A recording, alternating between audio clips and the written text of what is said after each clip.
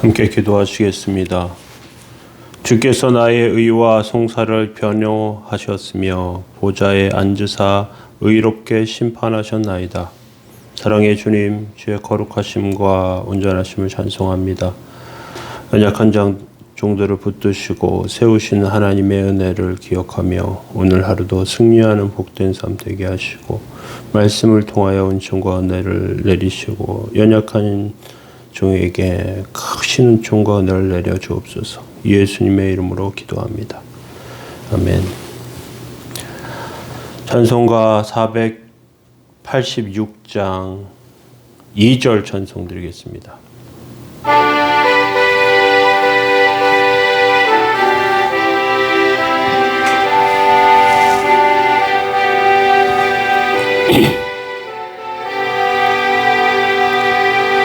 이 세상에 권고한 일이 많고 참 쉬는 날 없었구나.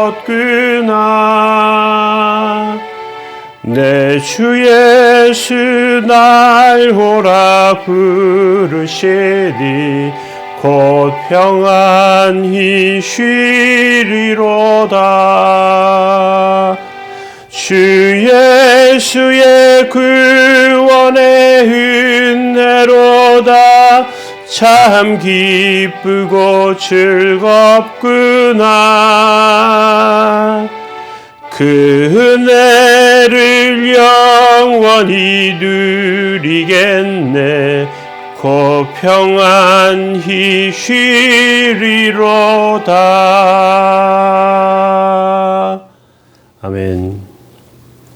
시편 9편 4절에서 8절 말씀 보시겠습니다.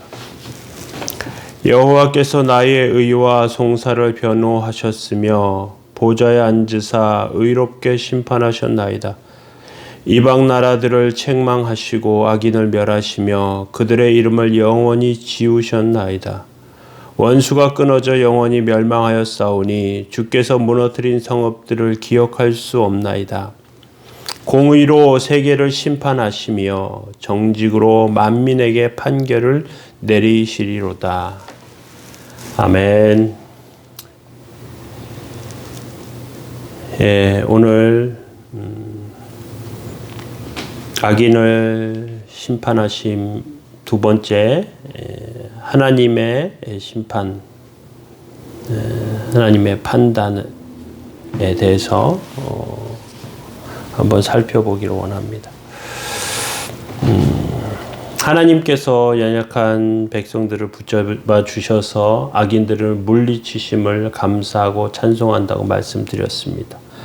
그런 것들을 통해서 악한 자들이 넘어지고 망하는 것을 발견하게 되고요. 그리고 하나님이 살아계시고 신앙이 위대하다는 것을 깨닫습니다. 그런데 이때 궁금한 점이 생겨요.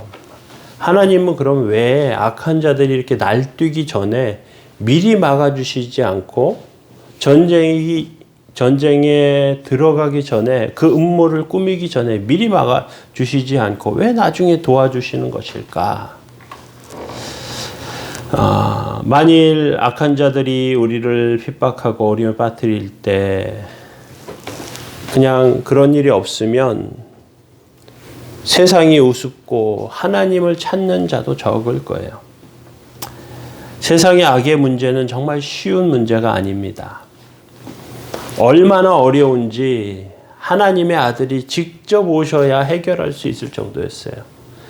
내 안에 있는 죄를 말갛게 씻기고 변하고 새 사람이 되는 것은 사람의 힘과 능력으로 할 수 없는 일이에요. 그래서 4절에 보면 주께서 나의 의와 송사를 변호하셨으며 보좌에 앉으사 의롭게 심판하셨나이다. 악한 사람들은 하나님의 백성을 어리석고 아무것도 아닌 사람으로 보는데, 그런데 하나님 믿으면서 하나님 보호하심과 인도하심이 있는 거죠.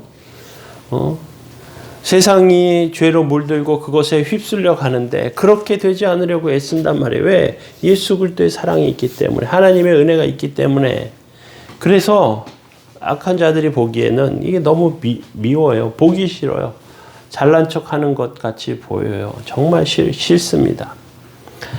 자신들은 성공하기 위해서 온갖 노력을 다하는데 하나님의 백성은 세상 일에 대해 너무 비협조적이에요. 그래서 자꾸만 공격합니다. 하나님의 백성들이 다 망하기를 바라요. 어떤 면에서 보면 욥기에 나오는 사단의 주장이 악한 사람들의 주장과도 같습니다. 욥이 그렇게 하나님께 충성하고 하나님을 찬양하고 신앙 가운데 사는 이유는 하나님께서 복을 많이 주셔서 세상 누구와도 비교할 수 없을 만큼 부자지요. 자식들은 잘 컸지요. 소출은 풍성하죠. 욥이 무슨 하나님께 원망할 일이 있겠습니까? 이렇게 욥을 송사한단 말이죠. 사단이 이렇게 말하는 걸 어떻게 보면 일리가 있어 보이지만 그런데 돌이켜 한번 생각해 보면 욥은 스스로 그렇게 생각했을까요? 나는 완벽한 자라고 생각했을까요? 아니에요. 완벽한 자라고 생각하지 않았습니다. 부족하고 결점이 많다고 생각했습니다. 그리고 그것을 신앙을 통해서 발견했습니다. 이것이 하나님께서 우리 가운데 고난을 허용하신 이유 중에 하나입니다. 우리가 하나님 믿고 허물을 하나님께 맡겨버렸기 때문에 하나님께서 우리를 책임지고 보호하십니다. 인간의 죄와 허물은 엄청난 희생과 대가를 치루시면서 감당하셨어요. 하나님께서도. 이방 나라들은 자기 죄를 위해서 한 것이 하나도 없어요. 사단은 악한 자들을 위해서 피 한 방울 흘리지 않아요. 하나님의 심판대 앞에 다 죄가 드러날 뿐이에요. 5절에 이렇게 되어 있습니다. 이방 나라들을 책망하시고 악인을 멸하시며 그들의 이름을 영원히 지우셨나이다. 이방 나라들을 책망하고 악인들을 멸하시고 그들의 이름을 영원히 지울 수밖에 없습니다. 왜? 그들은 자신의 죄를 위해서 무엇도 하지 않았습니다. 단지 그들은 높은 자리에 오르려고 하며 하나님의 백성을 짓밟으려고만 합니다. 교만하고 방종한 행동이에요. 남을 심판하려는 그 의가 자기 안에 있는 것이죠. 하나님은 이들을 용서하지 않고 멸하십니다. 그들의 이름을 아예 지우십니다. 우리가 이런 연약함 가운데 하나님의 뜻 안에 온전히 세워져야 합니다. 악인들은 어떻습니까? 6절에 보면 원수가 끊어져 영원히 멸망하여 싸우니 주께서 무너뜨린 성읍을 기억할 수 없나이다. 6절에 원수가 끊어져 영원히 멸망하였습니다. 세상의 영웅들은 자신의 위대함을 나타내기 위해서 큰 성을 짓고요. 자신만의 왕국을 만들고요. 그리고 그것으로 자신의 그 위대함을 자랑합니다. 고대의 임금들은 자신을 스스로 신이라고 생각합니다. 그리고 신으로 행동합니다. 그런데 이것이 얼마나 어리석은 일인지 몰라요. 지도자가 아무리 지혜로워도 실수투성이 인간에 불과합니다. 잘못을 하고 실수를 저질러요. 그게 인간이에요.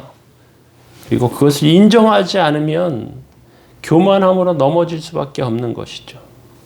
7절과 8절의 말씀 보시면 여호와께서 영원히 앉으시며 심판을 위하여 보좌를 준비하셨도다. 공의로 세계를 심판하시며 정직으로 만민에게 판결을 내리시리로다.